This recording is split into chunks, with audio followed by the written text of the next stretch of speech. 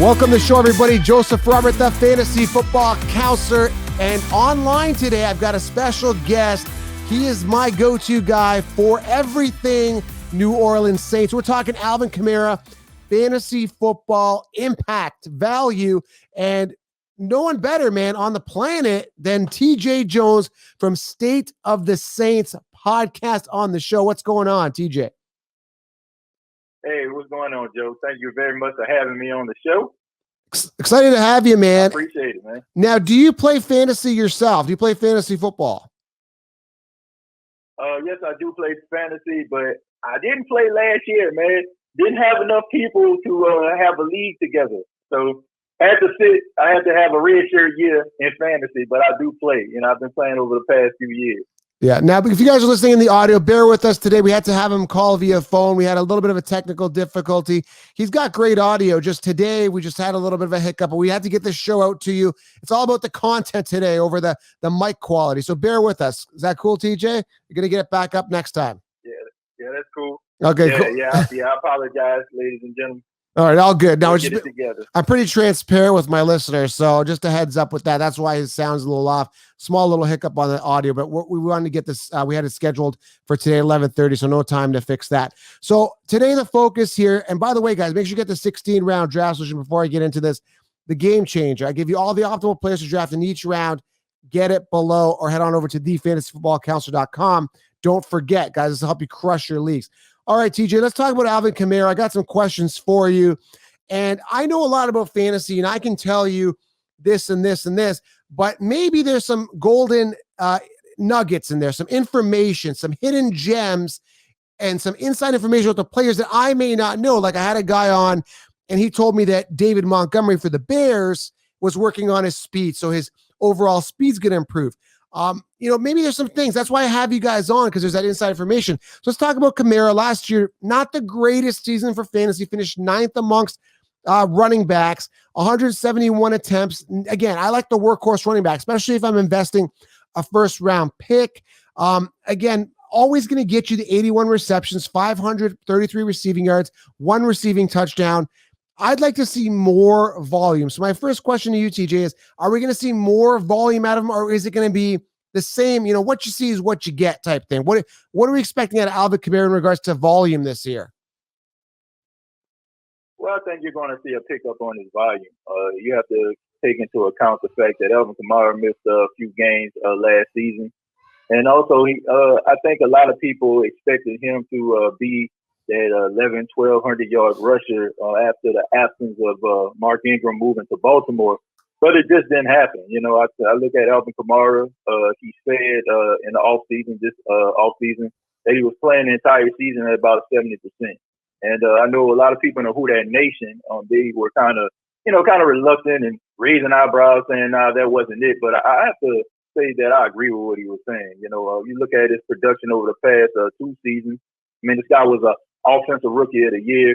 And, I mean, he was one of those guys that really nobody had a game plan for. And I think about his best game this past season against the Seattle Seahawks. I think you're going to see more of that out of Alvin Kamara now, the fact that he's going to be 100% going into the 2020 season. Yeah, you made a good point there. You only played like 14 games. And I'm trying to take a look at that Seattle game there. Man, oh man, that was week 3, 37 fantasy points. I mean, he tore it up. 10, what did he have here? What was so good about it? It was 2 touchdowns, right? 1 receiving, 1 rushing. That's where the points came up, right? Yeah, that's where those points actually came from. But it was just the way that he played. I think that people kind of, it's like out of sight, out of mind. I think sometimes people forget how good Alvin Kamara is. This guy is a very slippery player. He's a very elusive player. He didn't show it this past season. Once again, he said he was hurt. I agree with him. And, I think you're going to see a much better Alvin Kamara. And you're going to see, Seattle games replicated this season. Now, you may or may not know this, and I'm putting you on the spot, so I don't want to put you on the spot here, but the Saints. Isn't he due for a big contract soon? Has he been incentivized? Is he going to get paid soon? Do you know anything about that? Well, I look at some of the moves that the Saints made in the 2020 draft. Let's just take a look at that. The Saints only drafted 4 players. They gave up their entire NFL draft right after the third round. They moved back in to get Tommy Stevens, the quarterback out of Mississippi State. Right. And also they released offensive guard Larry Warford. Larry Warford was going to get about $7.7 million if he would have stayed under contract. So what the Saints are doing is, in 2017, they had all these good players. They had the Lattimores. They had Ryan Ramczyk. They had Alvin Kamara, Marcus Williams. It seems like to me they're trying to get the money together in order to pay these guys. Now, right. I look at three guys that I know are going to get paid, and Alvin Kamara is one of them. The other two are Ryan Ramczyk and Marshawn Lattimore. So I do think he's going to get a contract. I look at what he does. I mean, he does so many things for the New Orleans Saints, and I don't see him leaving the New Orleans Saints. They're going to do everything within their power to try to keep him in New Orleans. Yeah, he's an unrestricted free agent as of 2021. He's getting a base salary of just over $2 million this year. Mm-hmm. So that's not a lot. We're talking top 10 running back here. This guy needs to get paid. Yep. So he's incentivized, right? He has to succeed this year. Yeah, absolutely. I'm not buying the stuff that I've been hearing about him taking a year off. Look, this guy right here is passionate about the game, man. He's one of the smartest players that came into the league in the past few years.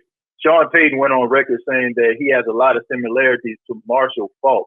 You don't mention Marshall Faulk if a guy is going to be a bust or a scrub, you know, and he's neither one of those things. He's a guy that is going to give you a lot of production. And what he does, I do think that he deserves to be one of the top paid running backs in the league. And I think the Saints are going to make that happen.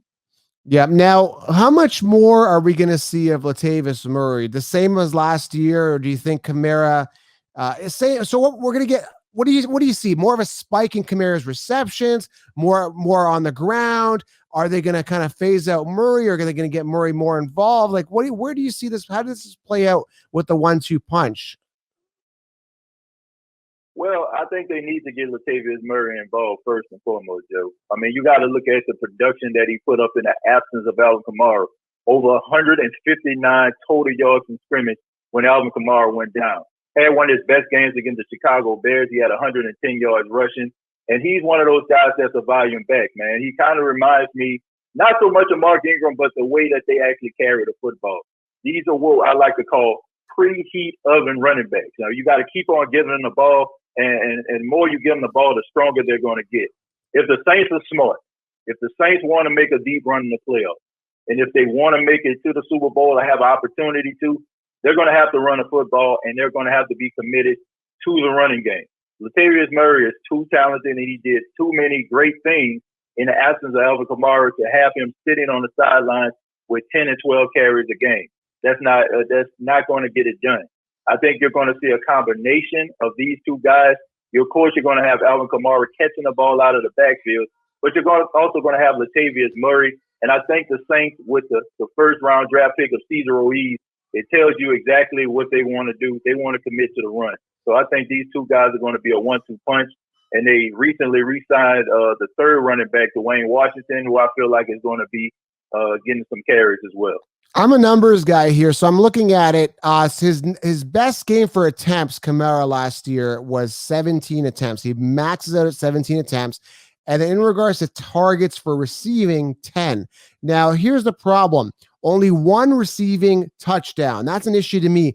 Could that be because Michael Thomas had such a pinnacle year? Michael Thomas had 185 targets, which is insane. It's a lot of volume. I think that's going to decline this year. And with that decline, what goes up must come down. Will that decline move towards Kamara a little bit more in regards to receptions? Or is Mike Thomas still the guy? Well, Michael Thomas definitely is still a guy. I mean, offensive player of the year, NFL record for most receiving receptions in the season. He's definitely the guy. But you also got to take into account the addition of Emmanuel Sanders. The Saints have been having an issue for a very long time finding that number 2 receiver. They thought that it was going to be the youngster Traquan Smith, but it don't seem like that panned out. You got to account for Emmanuel Sanders getting some catches. So I believe if you look at that, it'll be 149 catches. Yeah. I don't think that's going to be replicated this season. I mean, it's an NFL record. But I do think that his receptions are going to go down because of the addition of Emmanuel Sanders. And also, I think the production of Alvin Kamara is going to go up. the Saints' biggest issue is that defensive players can zero in on two players. That was Michael Thomas and Alvin Kamara. Now you got to take into account Emmanuel Sanders is there, and also the Jared Cook at the tight end position, right, and a young Adam Trotman that's coming out of Dayton. So the Saints added some pieces to the offense in order to, make sure that they can be more explosive. So I think his production is going to increase due to the fact you're going to zero in on Emmanuel Sanders and also Adam Trotman, the rookie out of Dayton. Another thing here, and it's all revolving around the impact of Alvin Kamara. That's what I kind of wanted to focus on here today. We'll bring you back again for Thomas and all the other guys. But Taysom Hill, I was a Drew Brees owner a couple years ago, and I had him and Ryan, and Brees has these 40-point games, then he craps the bed and has like a 7-point game, which pisses me off. So the volatility is really frustrating. And it's one thing to have running back committee, which annoys the hell out of me. I just heard today, right now we're mid-May, there's talk, and by the time maybe this is released, I'm trying to release it later today or maybe a week down the road, there's talk of the Eagles acquiring Carlos Hyde. Now, Carlos Hyde is a good player in reality. He's safe, but for fantasy, he sucks, right? So this is, and then now, because I was loving Miles Sanders, but I'm like, no, I have a feeling, someone's going to come in. There's some lingering free agents like Hyde, other guys. Someone's going to come in, maybe Devontae Freeman, and buzzkill Sanders' value. So Miles Sanders' value. So I just thought to myself, okay, committees annoy me, but what we're talking Drew Brees. Now there's a quarterback committee. Like, what the hell's going on here? How much? And Hill, why does he get paid so much? Like, Dak Prescott's not paid and Hill's getting paid. That's BS, first of all. Second of all, last thing I need, okay, if I'm drafting Kamara, is this effing guy, Hill, coming in and running in touchdowns. I don't need that. I don't want that. I don't need him as a running back. I got Kamara, right? So is this going to be a thorn in my side, my back? Am I going to feel some pain if I have Kamara with Hill coming in and being a pest around the goal line? I think I'm going to be annoyed. I have a feeling. What are your thoughts? Well, first off, I have to say that I disagree with the fact that Taysom Hill don't deserve his money.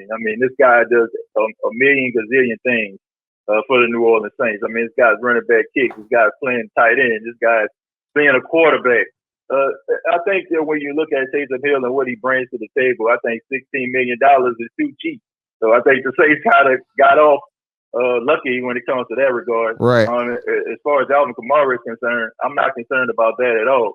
It actually makes Alvin Kamara's production go up, in my opinion, because especially if you're talking about the RPO game. The fact that he can actually run RPO, I'm talking Taysom Hill, I think it kind of helped Alvin Kamara because when you're in the backfield, teams are probably wondering if Taysom Hill is under the center. Is he going to run the football? Is he going to hand it off to Alvin Kamara? So I think that's going to be a very interesting dynamic when it comes to that. I don't think Alvin Kamara is going to be upset at the fact that Taysom Hill is running in for a touchdown.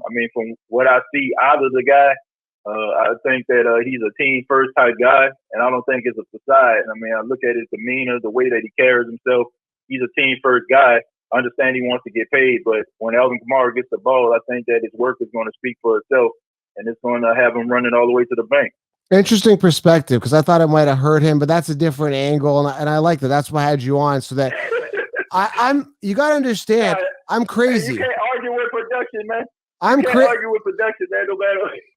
You got to understand, I'm all fantasy. I don't care how good. I'm saying, I'm saying Adrian Peterson and Frank Gore suck. That's how I talk right now, because they're not producing for fantasy. These guys are future Hall of Famers, but to the council, they suck because they're not putting up fantasy points. So I'm very biased towards fantasy. That's all I care about. I don't care what they get paid, what they eat, what they're doing on the weekend. Well, actually, I do care what they're doing on the weekend. I actually happen to stalk a couple of these guys' fantasy football account, their social media accounts, to make sure that they're playing safe. One time I saw Todd Gurley on this bike. It was I don't even think it was a motorcycle. I'm like, Todd Gurley, you got to be careful. You can't be on this bike. That's fantasy implications. So I have to watch. I have to make sure these guys are all playing safe. No extracurricular activities that are going to affect my fantasy production. So understand that when I'm talking. Okay, I got to watch out. If someone's got to watch, it's all about you. It's all about you, man. It's all about fantasy. My fantasy team. I don't care about anything else. That's all I care about is fantasy. So yeah, man. Very, very informative. Very insightful. Is there anything else we need to know about Alvin Kamara at all? No, man. Just the fact that I feel like he's going to have a good season, man. I've been doing a little stalking myself on his Instagram and Twitter. This guy's been working out like a warrior. I think the last time I seen him, he had like about 150 pounds of wrapped across his shoulder and walking it down the street. So it seems like to me like this guy's focused on having a big time season. So I think you may need to look into him, Joe. I think he might give you some. Yeah, this is another fantasy points. I keep going into this analogy. I'm going to keep using this analogy. Okay, for the 49ers. So last year, Deebo Samuel came in. He was going in the 10th round of fantasy. He was a steal. I was like, everybody get Deebo Samuel. And then everyone's like, no, you got to get Pettis. He's the wide receiver one. I said, no, Deebo. And I was watching both their social medias. So I'm going to give you the example. So I'm watching Deebo Samuel's social media. He looked like Clubber Lang, Mr. T in Rocky 3. Like he was going crazy. Like he was working out. And then I was watching, I always do this example. I was watching Pettis's social media, right? From the 49ers. He was like, he was like GQ posing in all his photos. He was going to parties and he thought like, dude, I go for the guy that works. I don't go for the guy that's out there modeling, okay? Because you haven't made it yet. You got it's years of hard work. And Deebo was a grinder, so I'm glad I'm hearing that Kamara's out there grinding and focused. I love that. Yeah, I think he's going to have a big year, no doubt. Yeah, and I'm always about those guys that have the good work ethic, and everyone keeps harping on me. You know, like I hate the Odells of the world. I can't stand guys. I hate the divas. Guys like that. I'm all about Julio Jones, you know, and I know Antonio Brown was good too, but I look at character as well. And Julio, everyone has that debate with me. I'm all about, you know, Julio over him. I'm all about the guy that's got the work ethic. I don't want, you know, I don't have time for this guy getting arrested or beat up or you know, doing stuff or beating up people by the sidelines. I want guys that are the all-American athlete. That's why I was a big fan of David Johnson. I met him because he was endorsing my brand a couple years ago. A super good, nice guy, focused, family man. And that's what I like. I don't like the crazy guys. You know what I mean? So. Yeah, I mean, you don't sound crazy, man. I absolutely agree with you on that. You know, I think those guys that have the great work ethic, those are the guys that's going to be in Canton one day. The guys that are just so focused on themselves, those guys kind of fizzle out. So I'm definitely a fan of the workout warrior. I think those guys perform on Sunday and they perform during the week too. You know, so I got a lot of respect for those guys. Hey, it's like a soap opera. That's what makes it exciting. Not everybody can be a Larry Fitzgerald. As much as we want those athletes all the time, the Larry Fitzgeralds, there's always got to be like a bad seed in there once in a while, some guy that does stuff. It is what it is, you know? So it makes it interesting. It stirs the pot, right? It gets it interesting. So yeah, TJ. Yeah, I mean, it makes it give us something to talk about, definitely. Absolutely. So TJ, guys, make sure you follow them. How do they find you? State of the Saints podcast, right? How do they find you? Are you on iTunes, Spotify? Where are you? I'm on iTunes, Spotify, iHeartRadio. You can check me out, State of the Saints podcast, and also on YouTube, youtube.com, search The State of the Saints podcast, where you can find everything Saints. That's all we talk about, man. So hopefully you check me out and you subscribe to the channel. We appreciate you being here, guys. Make sure you guys subscribe, leave a comment, leave your questions below. Alvin Kamara, definitely a first-round pick for me. And yeah, man, that's his fantasy impact. He's going to be solid as per usual. Ton of ceiling still. Again, contract year coming up. He'll be a free agent. They got to incentivize. They got to pay the stud. Pay the man. Pay him. Feed Zeke, right? They got to feed him. Pay the man. All right, guys. We are out. Make sure you subscribe. We'll talk soon.